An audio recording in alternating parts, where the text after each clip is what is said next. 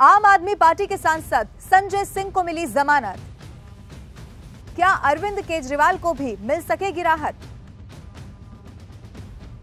सबसे बड़ी खबर यह है कि आम आदमी पार्टी के राज्यसभा सांसद संजय सिंह को सुप्रीम कोर्ट से जमानत मिल चुकी है। अब इस खबर के बाद बहुत सारे सवाल उठने लगे हैं। सवाल यह है कि क्या संजय सिंह की ही तरह अरविंद केजरीवाल, मनीष सिसोदिया, के कविता को भी कोई राहत मिल सकेगी, या फिर इन सबको संजय सिंह की ही तरह 181 दिन या इससे ज्यादा इंतजार करना पड़ सकता है?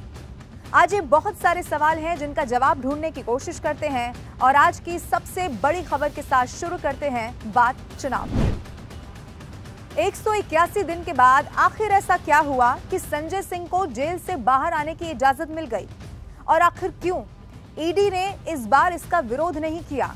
ये सवाल आपके मन में जरूर होगा, और इसी सवाल का जवाब जानने के लिए संजय सिंह को मिली जमानत के साथ सुप्रीम कोर्ट की तरफ से सबसे अहम बात क्या कही गई है वो मैं आपको बताती हूँ। इस जमानत को मिसाल ना समझा जाए, ये सुप्रीम कोर्ट ने कहा। इसका मतलब ये है कि ये ना समझा जाए कि औरों को भी इसी तरह से राहत मिल सकती है। लंच के पहले और लंच के बाद दो कार्रवाई पूरी हुई। पहले लंच के पहले कोर्ट ने ये कहा कि भाई जैसा आर्गुमेंट चला है उस आधार पे संजय सिंह के खिलाफ कोई सबूत नहीं है, आप इस पे जो है इंस्ट्रक्शंस लेकर आइए और हमें बताइए कि आप क्या करना चाहते हैं, क्योंकि अगर हमने ऑर्डर में लिखा दिया कि इनके खिलाफ कोई केस नहीं बनता है तो आपके लिए ये नुकसानदेह हो सकता है। ईडी आई, ईडी ने कहा कि जी हमें कोई ऑब्जेक्शन नहीं है और इनको बेल दे दी जाए, तो संजय सिंह को बेल दे दी गई है। संजय सिंह को माननीय सुप्रीम कोर्ट ने जमानत जो है दे दी है। सर, कोई कंडीशन भी लगाया गया है? कोई कंडीशन नहीं है। जो जमानत की राशि को लेकर जहां तक बात है और कितने जमानती होंगे उसके लिए जो है ट्रायल कोर्ट को बोला है वो निर्धारित करेगा। कोई रोक ठोक नहीं है। ईडी ने इस बात का जिक्र जरूर किया था, लेकिन माननीय अदालत ने कहा कि पॉलिटिकल एक्टिविटीज को लेकर कोई भी बंदिश नहीं है। वो पॉलिटिकल पर्सन है, उनको पूरा हक है कि वो पॉलिटिकल एक्टिविटीज में पार्टिसिपेट करें। अब इन सब के बीच एक विडंबना ये है कि आम आदमी पार्टी के मुखिया यानी कि दिल्ली के मुख्यमंत्री अरविंद केजरीवाल खुद तो जेल में हैं, लेकिन इसी मामले में फंसे एक सांसद बाहर आ गए। अब संजय सिंह पर आरोप लगे क्या थे, थोड़ा और डिटेल से मैं आपको बताती हूँ। राज्यसभा सांसद हैं संजय सिंह, जो कि 181 दिन तक जेल में रहे। ईडी की चार्जशीट में संजय सिंह का नाम सामने आया था 4 बार। अब मीडिया रिपोर्ट्स ये कहती हैं कि इसी मामले में ईडी की ओर से अभियोजन जो शिकायत दायर की गई थी उसमें संजय सिंह का नाम एक आरोपी व्यवसायी दिनेश अरोड़ा के बयान में सामने आया था। दावा यह किया गया कि अरोड़ा ने एजेंसी को यह बता दिया कि सबसे पहले उसकी मुलाकात संजय सिंह से ही हुई थी और जिनके जरिए वो मनीष सिसोदिया तक पहुंचा, यानी कि मनीष सिसोदिया से मुलाकात हुई। अब आम आदमी पार्टी के लिए गलत तरीके से फंड जुटाने का आरोप भी संजय सिंह पर लगा। अरोड़ा के हवाले से दावा यह भी किया गया कि उसने संजय सिंह के अनुरोध पर कई रेस्टोरेंट मालिकों से बात की और पार्टी के फंड कलेक्शन के लिए भारी रकम का इंतजाम किया। अब आपको ये भी बता दूं कि अभी ताजा जेल में गए केजरीवाल की उम्मीदें इस खबर के बाद तो बढ़ चुकी हैं और बाकी नेताओं की भी। केजरीवाल अब देखिए पहले से जेल में है, लेकिन जब पूछताछ हो रही है, जब वो बोल रहे हैं तब बहुत सारे राज खोल रहे हैं। एक सियासी भूचाल और आया जब अरविंद केजरीवाल ने, ईडी के सूत्रों ने दावा ये किया कि अरविंद केजरीवाल ने कहा कि विजय नायर जो है वो आतिशी और सौरभ को रिपोर्ट करते थे। फिर क्या था, जैसे ही ये खबर सामने आई उसके बाद आतिशी ने बहुत गंभीर आरोप लगाए भारतीय जनता पार्टी पर, इसे साजिश करार दिया। ये तक कह दिया कि अब उनके यानी कि खुद के आतिशी के साथ 4 और नेता हैं जिन्हें गिरफ्तार करने की कोशिश की जा रही है, तैयारी की जा रही है, जिसमें राघव चड्ढा भी शामिल है। आतिशी ने क्या कहा पहले वो सुनिए। भारतीय जनता पार्टी ने मेरे एक बहुत व्यक्तिगत करीबी व्यक्ति के माध्यम से मुझे भारतीय जनता पार्टी ज्वाइन करने के लिए अप्रोच किया।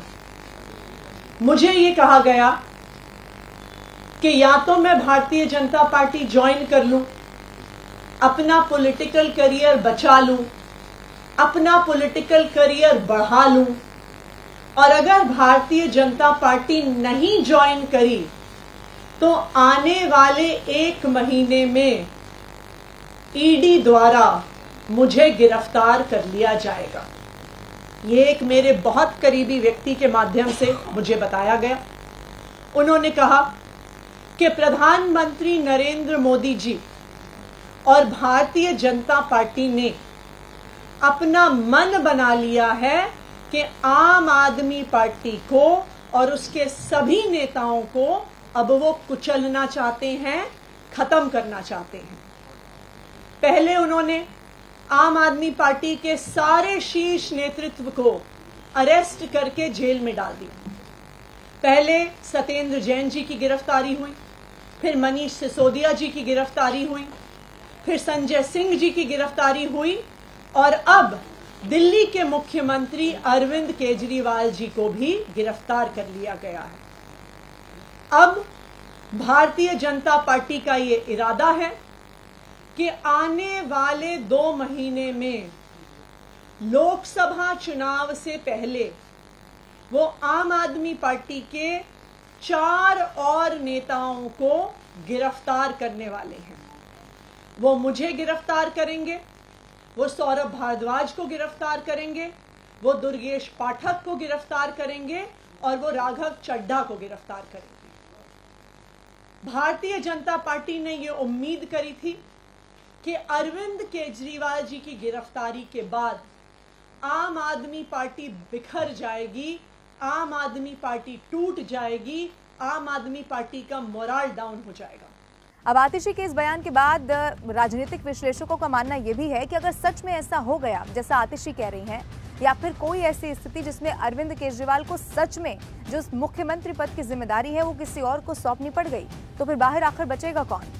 ये जरूर वक्त के साथ पता चलेगा, लेकिन ये बात तो तय है कि आम आदमी पार्टी अब इसे ऐसे भुनाने वाली है जैसे कोई जंग है जिसे फतेह कर ली हो। और मैं आपको फिर से बता दूं कि जब अरविंद केजरीवाल से पूछताछ हो रही है, हालांकि अब बहुत सारी खबरें निकलकर सामने आ रही हैं, लेकिन आतिशी और सौरभ भारद्वाज का नाम इसमें सामने आना, इसका मतलब ये है कि अरविंद केजरीवाल के जेल में रहते हुए बाहर अगर ज्यादा कोई, चाहे वो सरकार पर मुखर होने की बात हो या आम आदमी पार्टी का स्टैंड रखने की बात हो, अगर कोई मुखरता से इस वक्त कर पा रहा है तो वो 2 ही नाम है, जिस एक आतिशी हैं और एक सौरभ भारद्वाज हैं। लेकिन आतिशी ने बहुत गंभीर आरोप भी लगा दिया है।